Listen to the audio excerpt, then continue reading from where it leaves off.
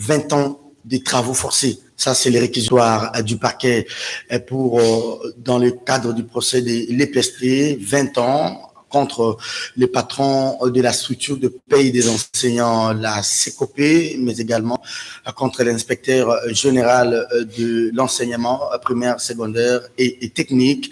Ces procès ouverts, retransmis en direct sur les antennes de la radio-télévision nationale congolaise, va connaître son dénouement aujourd'hui. On va suivre de près ce que sera le verdict. Mais déjà, je vous ai donné ces réquisitoires du parquet, 20 ans de travaux forcés.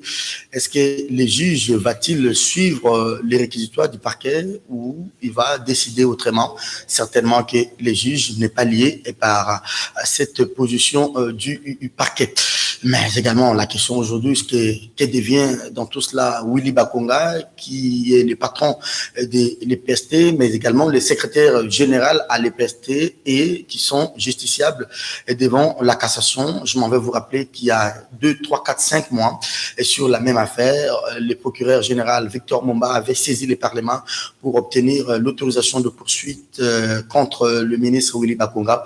À l'époque, c'était le bureau Mabunda. Le Parlement n'avait pas donné l'avis favorable et certainement que l'IGF demande encore au procureur monsieur Victor Momba de saisir pour la énième fois l'Assemblée et pour que monsieur Willy Bakonga vienne comparaître devant la cassation.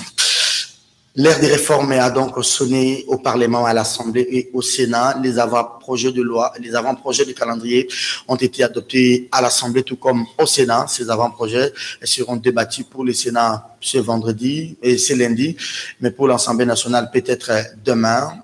La question électorale figure en bonne forme dans ces avant-projets.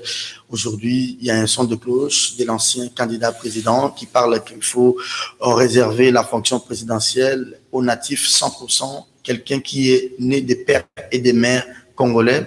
La question soulève beaucoup de réactions. On va en parler également ce matin. Autre question d'actualité, c'est la question de John Numbi. Il est toujours introuvable.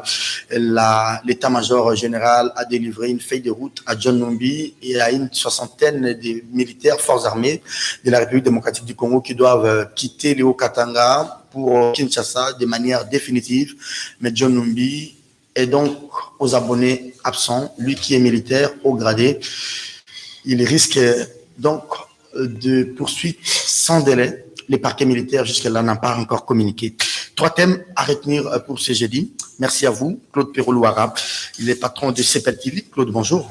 Bonjour Serge Kabongo. Grand plaisir de te retrouver encore sur ce plateau. Ça fait quand même longtemps que je suis passé par ici. Ça fait toujours un plaisir d'être en face d'un illustre journaliste comme toi. Ici, je tire mon chapeau pour le travail que tu fais, pour le travail que la maison fait.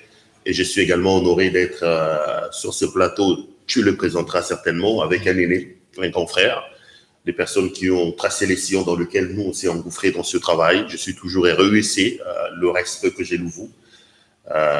Donc, je les salue d'avance, bien avant que tu puisses les présenter, mais je ne dirai pas le nom au risque de te voler la mêlée. Merci beaucoup.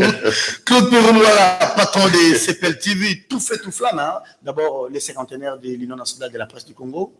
Vous avez un mot à placer par rapport à la marche de la profession? Non, mais la profession est d'ailleurs, j'ai à la croisée du chemin. Non, pas croisée de chemin. La profession est en train de se perdre. Nous avons beaucoup de choses à faire ensemble. Moi, j'étais là lors du cinquantenaire. J'ai suivi le discours du président de l'UNPC. Je l'ai trouvé assez dur, mais résumant la réalité dans laquelle nous sommes. Nous devons, nous, professionnels des médias, faire très attention pour que nous puissions protéger ces travaux que nous faisons avec passion. Aujourd'hui, moi, je trouve qu'il est important de savoir qui est journaliste et qui ne l'est pas. Il faut d'abord commencer par là. Commençons par assainir la situation au niveau de l'intérieur et mettons des frontières. Il faut que les frontières soient clairement définies. Le problème, ce ne sont pas les lois. Parce que quand vous regardez, par exemple, les lois et même les principes qui régissent l'UNPC, vous allez vous rendre compte que la loi donne, par exemple, à l'UNPC le pouvoir de donner une carte de presse à quelqu'un pour les déclarer journaliste.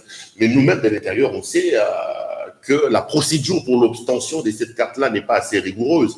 Donc, nous avons un travail assez important à faire. je pense que nous devons commencer par balayer à l'intérieur de la maison, mettre de l'ordre dans la boutique avant de pouvoir revendiquer des choses à l'extérieur. Merci beaucoup. On aura peut-être la semaine prochaine une émission pour parler de la profession, pour parler du cadre légal, du cadre législatif qui régit la profession.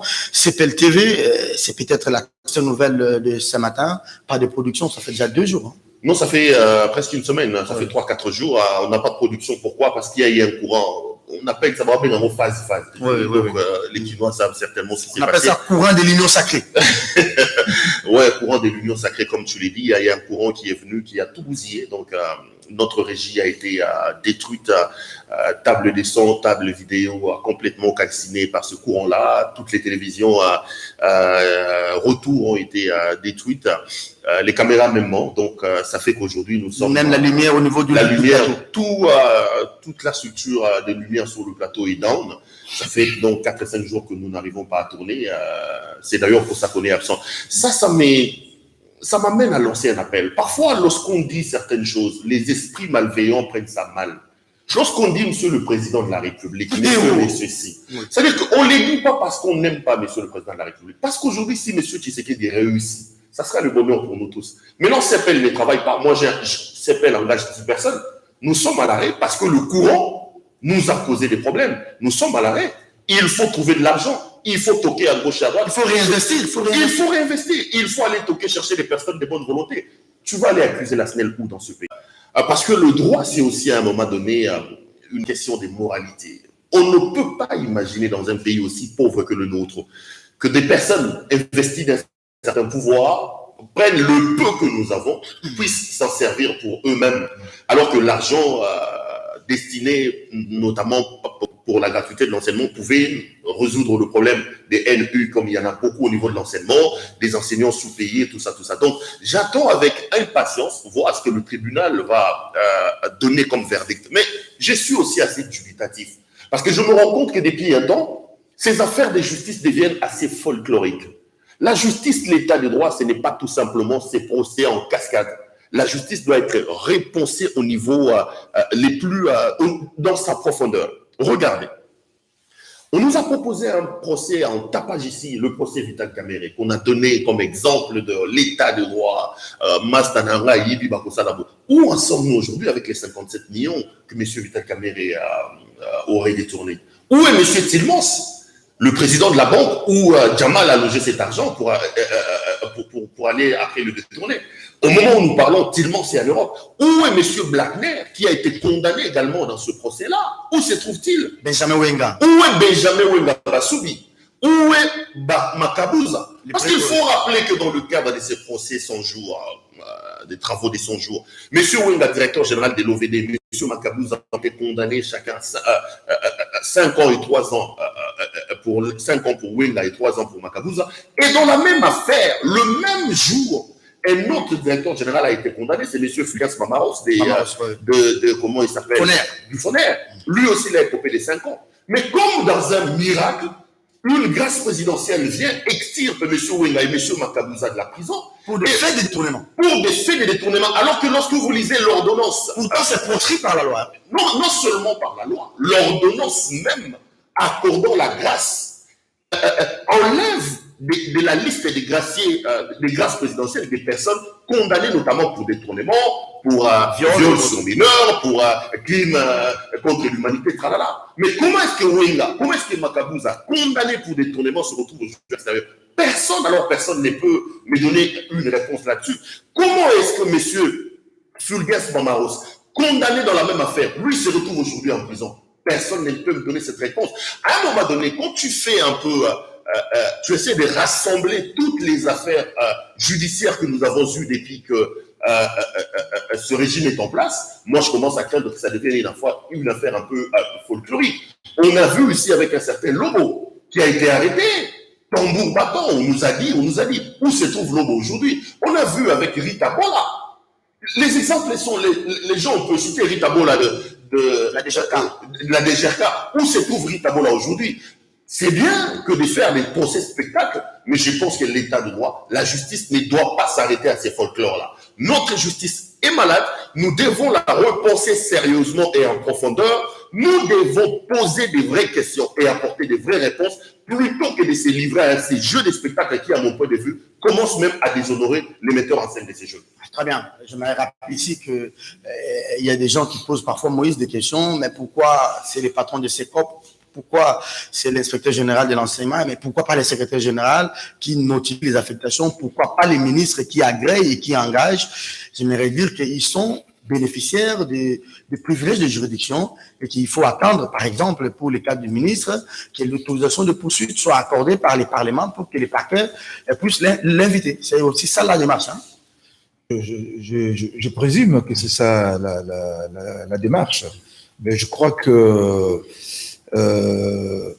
il y a un problème parce que les responsables au niveau le plus bas se comportent de cette manière-là, sans qu'au niveau le plus haut, les gens ne soient éclaboussés ou inquiétés. Ça veut dire qu'il y a quelque chose qui ne va pas, comme venait de le dire Pierrot. Donc, je crois que ce procès avait, en dépit de dire le droit et consorts, ils avaient aussi un caractère pédagogique, mais je crois que... Dissuasion aussi. Oui.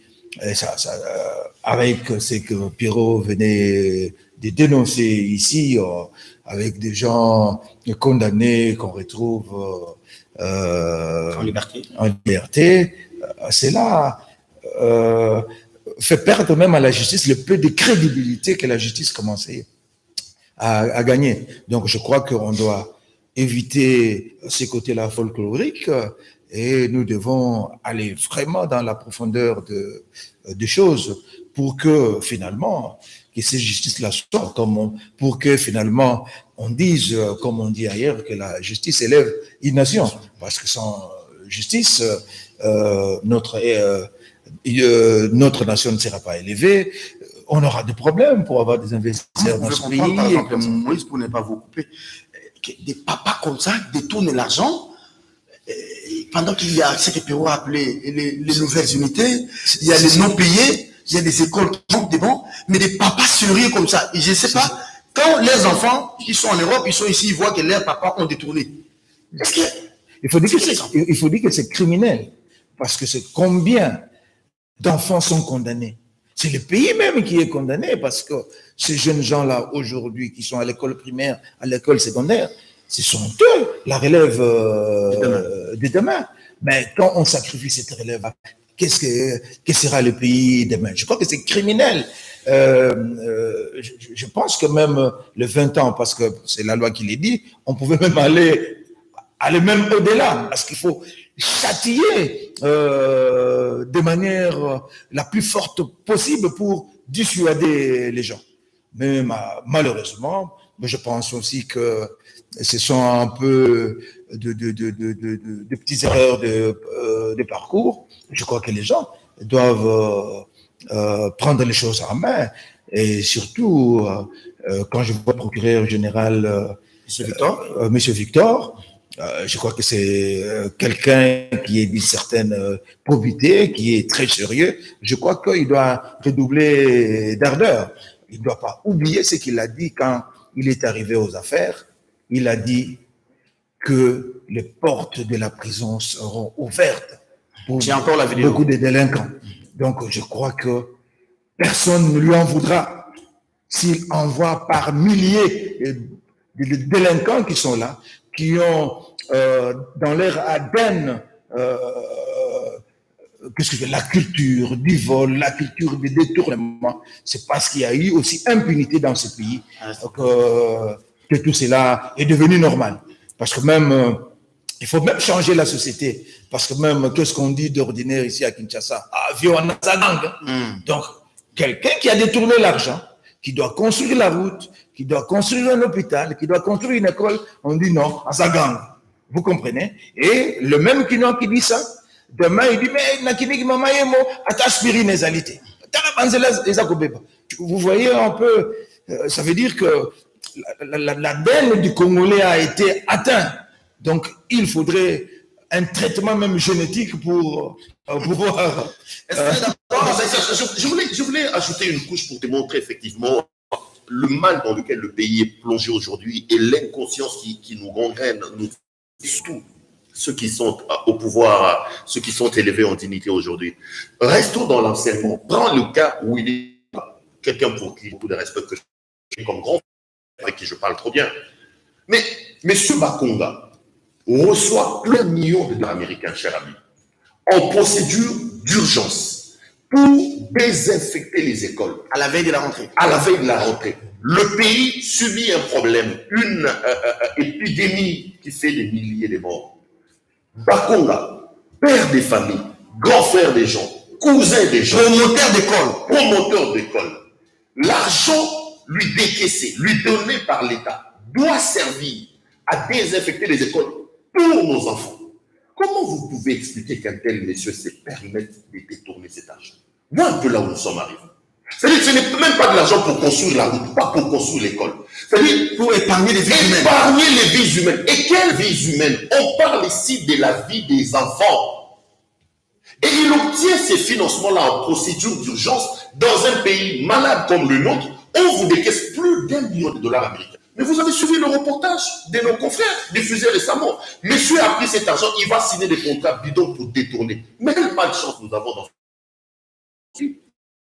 Décider lui-même de prendre l'argent sorti pour une vague donnée, de mettre la vie de nos enfants. Moi, j'ai 3 enfants en bas âge, et quand j'en parle, j'ai la chair de poule. Je regarde ces petits-enfants innocents, inoffensifs, qui risquent aujourd'hui d'attraper le corona, par exemple, de tomber malade, parce qu'il y a un vieux, un grand frère qui s'appelle Willy Bakonga.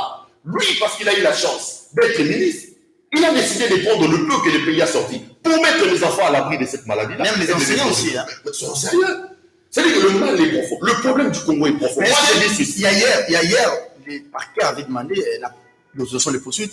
Le bureau Mabunda, à l'époque, avait refusé. Vous pensez qu'avec la reconfiguration de l'Assemblée, aujourd'hui, le bureau, avec le vieux Mbosso, on peut donner le go pour qu'il vienne quand même organiser sa défense. Oui, mais on l'espère.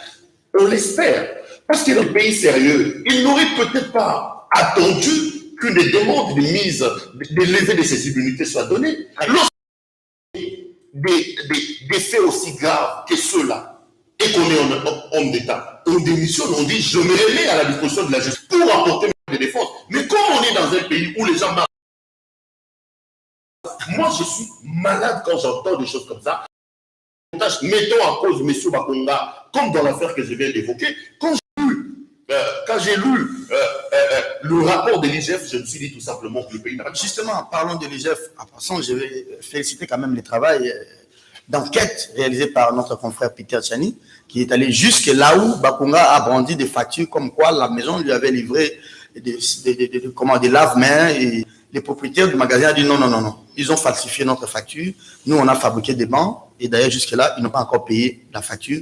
Nous, on ne vend pas. Mais c'est ça les journalistes de l'investigation. Et je félicite Peter Tchani pour ce travail qui a peut-être aussi quelque peu aidé et éclairé la lanterne du tribunal. Moïse, en une minute, vous êtes d'accord pour la patrouille financière que mène aujourd'hui l'inspection générale des finances? On dit elle en fait un peu trop. Non, bon, écoutez, d'abord, je voudrais dire qu'au départ, pour l'affaire Bakonga, il y a eu un conflit d'intérêts au départ. On lui donne le ministère de l'enseignement, le PST, et en même temps, on sait que ce type-là est tenté de promouvoir ces écoles privées.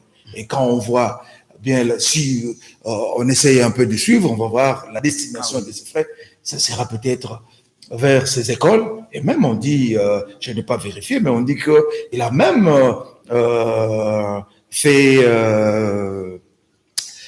il a mécanisé ses agents privés. Donc, voilà. Donc, il y avait déjà dès le départ les conflits d'intérêts. Mais je voudrais dire que je sais qu'il faut... Les gens ne se sont peut-être pas habitués au travail de l'IGF, qu'ils trouvent que c'est de trop, ou bien il faudrait maintenant désormais faire avec cette patrouille financière. Non, je crois que c'est ce que l'IGF est en train de faire, est à saluer. D'ailleurs, il faut qu'il monte d'ailleurs d'un cran. Mais je crois qu'ils doivent aussi éviter ce côté-là folklore. C'est quoi?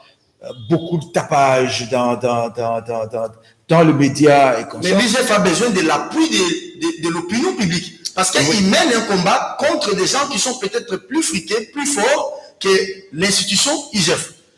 Donc, des gens qui sont même prêts à donner de l'argent aux journalistes pour produire des travaux bidons et pour même critiquer le travail de l'IGF. Oui, mais quand même, il y a quand même un petit aspect un peu folklorique dans cela. Mais je crois que ils doivent augmenter d'ardeur, comme je venais de le dire, être très efficaces. Et je crois que le bon contrôleur, c'est celui qui parle aussi moins. Très bien. Merci beaucoup, Moïse Sangana. Et merci à Claude Perrault-Louara pour ce premier thème déjà que nous devons délaguer. Moïse, c'est l'heure des grandes réformes. Annoncé, vous avez écrit plusieurs ouvrages sur les processus électoraux, mais aujourd'hui, c'est les débats autour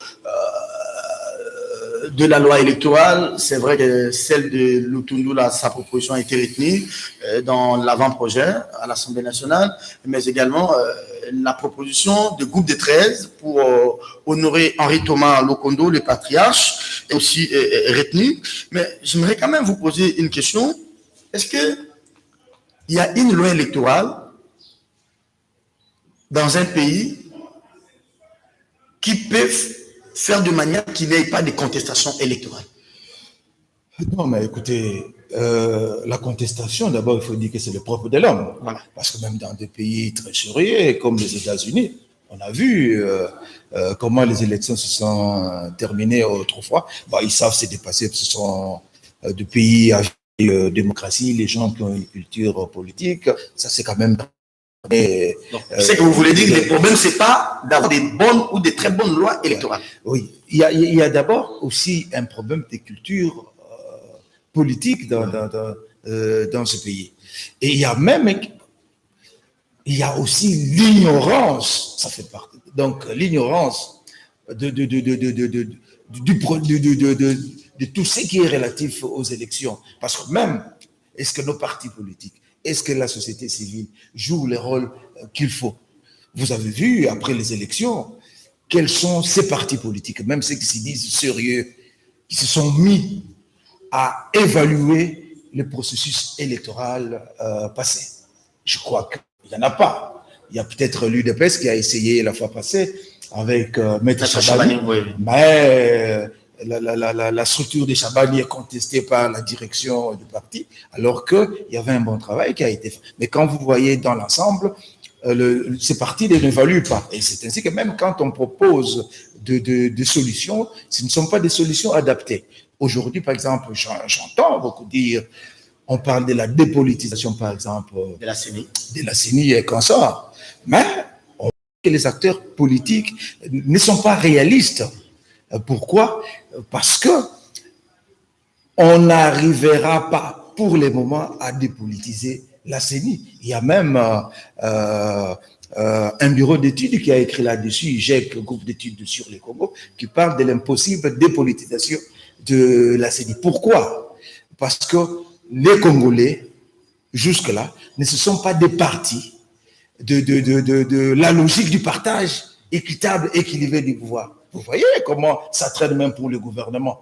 C'est tout le monde qui veut être au gouvernement et qu'on soit, parce que tout le monde veut avoir une parcelle de pouvoir. Et la CENI, on sait que c'est un outil de conquête, même de conservation du pouvoir dans ce pays. Et tout le monde veut être là. Toutes les forces, que ce soit politiques ou sociales, s'obstinent à avoir une certaine petite parcelle de pouvoir pour pouvoir décider. Merci pour votre introduction. Alors maintenant, est-ce qu'il y a des réformes, à votre avis, qui doivent passer rapidement? Est-ce qu'il faut quitter le 1 et revenir au deuxième tour? Est-ce que cette affaire de seuil qui pose problème aux partis politiques, il faut maintenant aller avec des petits ou des grands partis? Est-ce qu'il faudrait changer les modes de scrutin?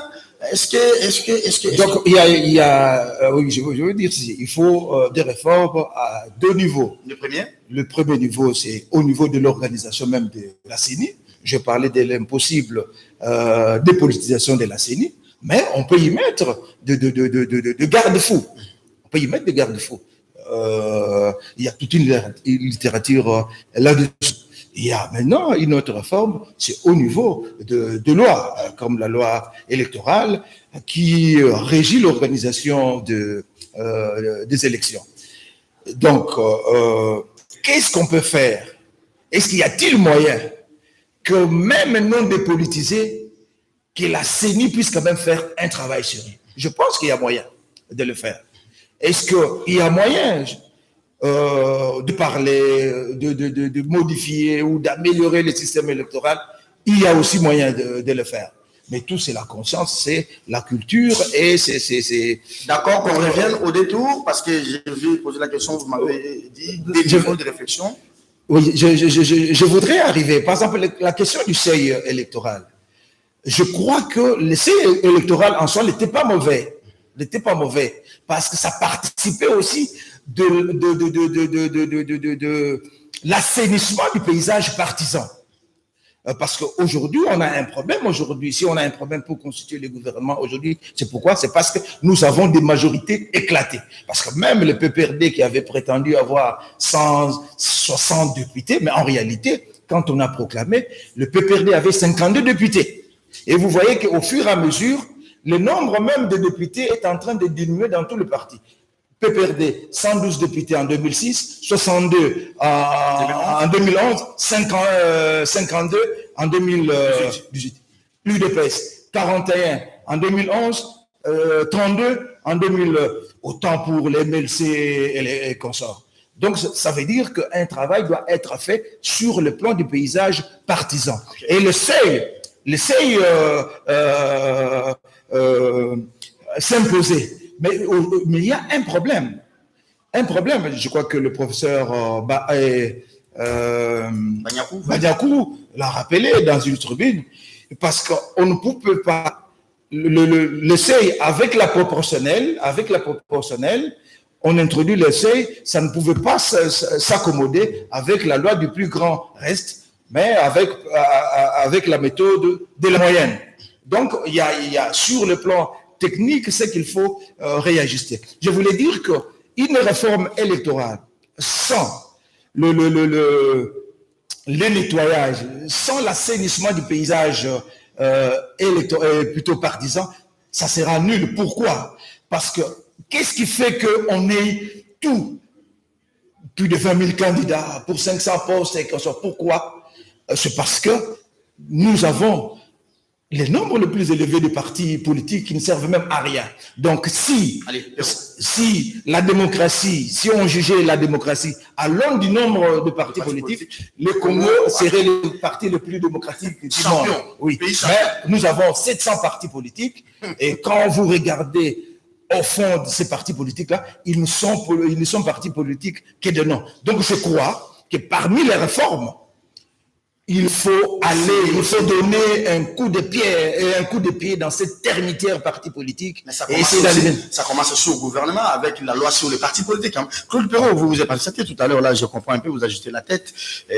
Qui dicte finalement les tempos dans cette affaire des réformes électorales? C'est l'Union sacrée, mais avec tous ces députés, on apprend aujourd'hui que les députés qui ont adhéré à l'Union sacrée, les groupes parlementaires qui commencent même à changer.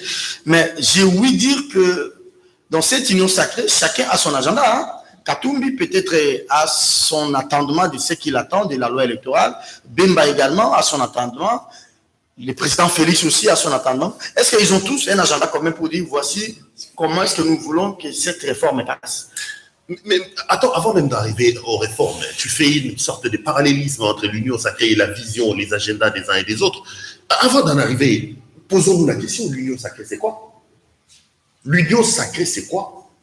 Moi, j'ai beaucoup soutenu l'Union sacrée. J'ai transformé tous mes élitos à une plateforme de soutien à l'Union sacrée.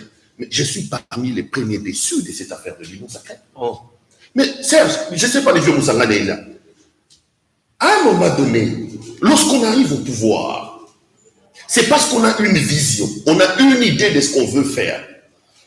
Et on incarne sa vision par un certain leadership fort pour drainer le monde à suivre la vision. Ah oui.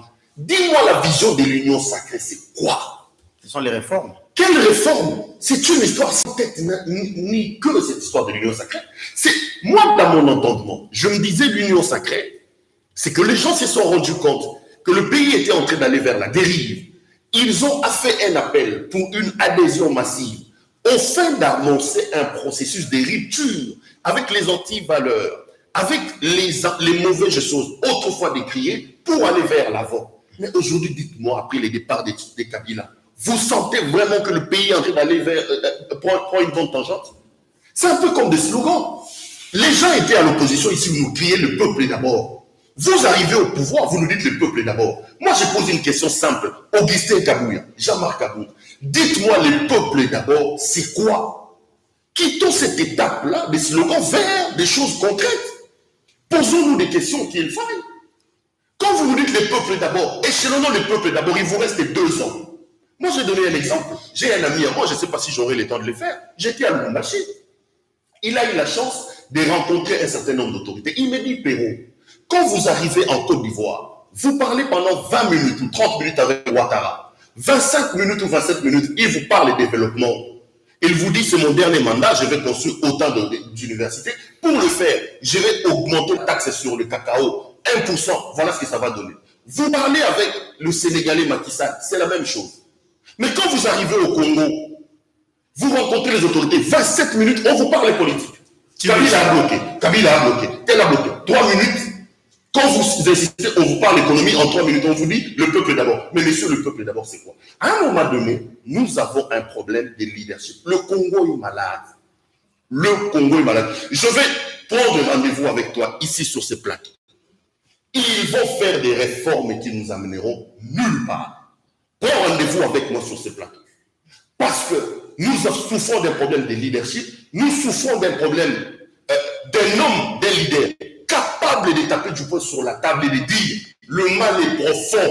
Mettez-vous, messieurs, je tape du poing sur la table, voici la ligne pour changer les choses. Ça, nous ne sommes pas encore capables de le faire. Cet oiseau rare-là, à l'heure où je parle, le Congo ne l'a pas encore retrouvé. Est-ce que vous craignez que lors des débats et du vote, qu'on puisse se retrouver dans des situations du genre, les députés de Katumbi votent pour, et les l'IPS votent contre, les députés de Bemba votent abstention? Ça sera du blablabla, mon cher frère. Ce qui arrive avec cette affaire de l'union sacrée, c'est le bitoto. Moi, je suis clair sur ces domaines-là. Je ne crois plus à cette histoire de l'union sacrée. Je me dis, mon pays n'a pas de chance. Très bien. Mon pays n'a pas de chance. Le Congo a besoin d'un dictateur éclairé, comme le Rwandais Paul Kagame, qui peut avoir une vision, une idée qu'il veut faire de ces pays, se donne les moyens, attends pas du poing sur la table pour donner les pays vers ça. Pour le moment, ce leader-là, cet oiseau-là, dans mon pays, aujourd'hui, je ne le vois pas. Alors, on peut commenter cette phrase pour commenter cette phrase de Noël Tchani qui dit que la fonction présidentielle, on la donne pas à n'importe qui, il faut que ce soit quelqu'un qui est né des pères et des mères congolais. Non, Noël Tchani est en train de se tromper, tout simplement. Là, la logique est claire. La logique est d'écarter Moïse Katumbi de la course. Que nos amis ne se voilent pas la face. En insérant cette incise-là dans la loi électorale notamment, ils sont en train de viser Moïse Katumbi. Moi, j'ai appris un peu le droit. Le droit est impersonnel. Lorsque l'on conçoit il n'a pas cité les noms. Mon cher frère, le Véné se trouve dans la queue, tu es journaliste. En le disant, c'est Moïse Katumbi qui est visé. Et ce n'est pas seulement Noël Tchani. Noël Tchani est tout simplement la face ouverte de l'iceberg. Il y a d'autres forces en bas qui craignent déjà les élections en 2023 à cause du bilan jusque-là catastrophique. Merci beaucoup. Qui veulent son même. Mais en effet, ça, je vais par là. Oui. En les faisant. Parce que les lois doivent être impersonnelles. Les textes ne doivent pas viser la tête des gens. Ceux qui sont en train de mijoter ça ne comprennent pas que les forts d'aujourd'hui seront les faibles de demain. Kabila n'est plus là. Or, Kabila avait mis en place certaines lois, non seulement pour se protéger et avoir suffisamment de force lui-même, les mêmes lois se retournent aujourd'hui contre Kabila. Le Congo a besoin d'un leadership éclairé, fort, capable de nous sortir de la situation où nous sommes. On n'a pas besoin de crocs-jambes, on n'a pas besoin de tralala et de slogans. Merci Perrault Claude Louara. On peut terminer, Moïse Moussangala. Oui, je voudrais dire d'abord pour les élections, il y a des choses pratiques vers lesquelles il faut aller. Allez-y, rapidement. Donc, parce qu'aujourd'hui, il y a une confusion entre l'enrôlement, plutôt les recensements et les élections. Je crois qu'il y a un problème qui se pose. C'est le problème du fichier électoral. Que devons-nous faire pour avoir un fichier électoral crédible? On peut l'avoir, bien sûr, les tirer en faisant le recensement. On peut l'avoir en tenant l'identification des le registre d'état civil. Or, le 2, on n'en a pas. Donc, on peut rationaliser ce qu'on a utilisé hier. Pour revenir à la phrase de M. Chani, donc il y a quand même certains usages. Par exemple, aux États-Unis, ne deviendra pas président de la République la personne qui n'est pas américain et de père et de mère. Mais il y a des gens. Est-ce que c'est ça qui fait que les Congos puissent devenir... Non, ce n'est pas ça. Non, attends. Non, écoute. Non, Obama est américain. Obama, je vais rectifier. J'ai dit que Obama est d'abord américain. Donc, vous avez dit des pères et des mères, alors que son papa est... Non, je rectifie. Okay. J'ai dit ceci, il faut être américain. Donc, Obama est né sur le sol américain, pas nécessairement aux États-Unis, mais c'était dans une base américaine, je crois, et il était américain. Bon, il y a des gens qui ne sont pas américains, mais qui peuvent aller occuper certains postes, jusque même au niveau de secrétaire d'État. Il y a eu cette femme qui était... il y en a comme ça, Schwarzenegger, qui était gouverneur à un moment donné de Californie. Donc, je crois que ça, ce sont certains usages. Mais je ne voudrais pas, parce qu'il ne faudrait pas aujourd'hui faire un débat sur les armes en parlant de Moïse Katumbi et comme ça. Parce que, Pierrot, parce qu'il faut aussi savoir qu'aujourd'hui, Moïse Katumbi, moi je suis en train de dire que Moïse Katumbi a mal joué sa carte. Aujourd'hui, en ne voulant pas prendre le gouvernement, par exemple. Et donc, il se préserve alors que Moïse Katumbi a fait des déclarations chocs disant que le pays a des problèmes. On tue les gens à l'Est, les gens sont affamés, comme ça. Alors, on lui dit, monsieur, prenez le gouvernement parce que vous avez peut-être des solutions. Il dit non, il se préserve. Et en même temps, vous avez Ensemble qui est en train de se précipiter pour les fonctions ministérielles. Donc, je voudrais dire qu'il faut faire aussi attention dans ce que nous disons en cette matière. Donc, il faut réaliser certaines choses parce que l'attitude qu'a prise Moïse Katumbi aujourd'hui, c'est-à-dire qu'il a abandonné le peuple qui est en train de souffrir aujourd'hui. Donc, et puis, même, la solution non, mais parce que Moïse Katumbi a dit, ce que j'ai dit est très important. Moïse Katumbi a fait des déclarations chocs en disant qu'on est en train de tuer les gens à l'Est. Le peuple est affamé. Et Moïse. Tout le monde le dit, même moi le dis. Ok. Moi, je l'ai dit, mais on a comme Premier ministre. Quoi ça? Non, tu n'en as pas peut-être. Tu n'en as pas. Je suis d'avis, comme Moussanga Niaker. Katumbi a fait une erreur en refusant notamment le poste de Premier ministre. Pourquoi? Moi, j'ai dit ceci. Lorsque Félix a invité les gens à l'Union sacrée, j'avais dit, à la place de Bemba, à la place de Katumbi, nous allons dans l'objectif d'anéantir Kabila. Ça, c'est une bonne chose, parce que Kabila, c'était un homme vomi et honni par le peuple. Après cette opération-là, tout le monde se retire et laisse, attends, je vais terminer, et laisse à Félix le temps d'assumer son bilan. Mais dès lors qu'après cette opération-là, les gens ont voulu être qui à l'Assemblée nationale, je termine pas. Il devait rentrer. En 10 secondes, je termine. Il devait rentrer. Mais aussi à côté, réfléchissons un peu. Est-ce que vous pensez que dans cet imbroglio qu'a le pays, où j'ai reçu Molière hier, ténor de l'Union sacrée, il me dit que l'Union sacrée souffre d'un problème de leadership. Posez la question à Samalou Kondé, comment il souffre jusqu'aujourd'hui. Où vous avez Jean-Marc Kaboum, qui des fois est président bis, des fois il est premier ministre bis. Est-ce que vous pensez que Moïse Katumbi aurait été dans un environnement assaini pour accomplir sa tâche de premier ministre correctement? Je ne crois pas. Merci. Sur ces points-là, je lui donne raison par rapport à son refus d'être premier ministre. Parce qu'il aurait pu se retrouver dans une situation comme ça où il n'y a pas de vision, il n'y a pas de clarté, et il allait s'embourber pour rien dans une affaire sans tête. Merci beaucoup, Claude Perlois. On a débordé de 2 minutes, c'est pas bien, mais j'aurais bien voulu que Moïse puisse quand même placer un mot par rapport à John Numbi. Il est en cavale, il est en exil. Je crois que John Numbi, c'est un grand officier de ce pays. 4 étoiles, c'est les summum de grades militaires. Après là, il devient maréchal. Ouais, c'est les summum. Je crois que en tant que militaire, appeler appelé peut-être à comparaître dans une affaire. Juste là, on n'en est même pas encore là. Mais quand la hiérarchie fait appel, il doit revenir ici. Ça, c'est la désertion. Ça, c'est la désertion.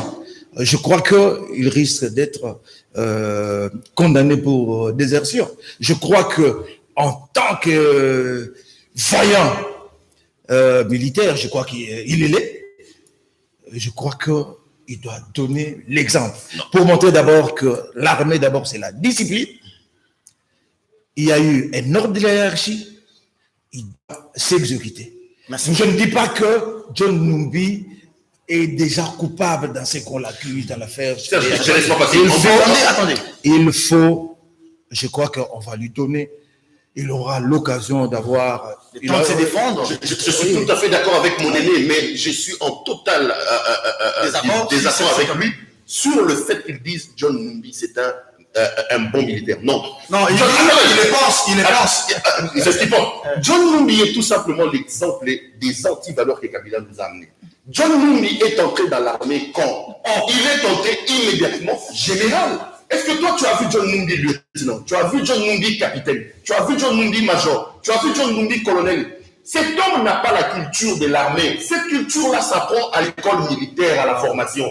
L'homme est devenu immédiatement général. Donc, ils arrivent avec des bottes en caoutchouc. Ils deviennent tous des généraux. Ils ne connaissent pas la déontologie militaire assise sur la discipline.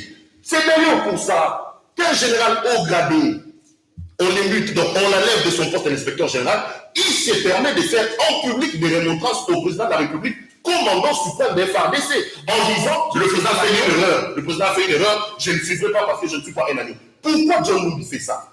Parce que ce n'est pas un bon militaire, parce que ce n'est pas quelqu'un. John Numbi a fait quelle école? Il a fait l'académie militaire. Donc, l'homme se retrouvait par la magie de l'AFD qui nous a amené toute la merde que nous avons aujourd'hui, il se retrouvait dans l'armée immédiatement général. Si John Numbi avait suivi un parcours académique, entre guillemets, militaire, sérieux, il aurait compris qu'un militaire, c'est la discipline. L'homme n'est pas discipliné parce que ce n'est pas un bon militaire, c'est un officier parachuté. Merci beaucoup, John Numbi. J'espère que j'ai vu la feuille de route délivrée par l'état-major général demandant à John Numbi et une soixantaine de militaires de pouvoir regagner Kinshasa. Mais il est absent, c'est bien dommage. Il n'y a pas que la désertion, il y a aussi violation de consignes. Hein. On en parle dans des procès militaires, mais les parquets militaires jusque-là ne se prononcent pas là-dessus. Je vois encore ce qui est écrit au camp militaire. La discipline est la mère des armées. Madame et messieurs, nous devons être disciplinés aussi vis-à-vis de nous-mêmes en laissant la place aux autres qui doivent venir après kiosque. Merci à Claude Perrault. Plaisir à Moïse Moussangana. 9h30 demain. Je crois que vous allez retrouver Michel. Il est absent.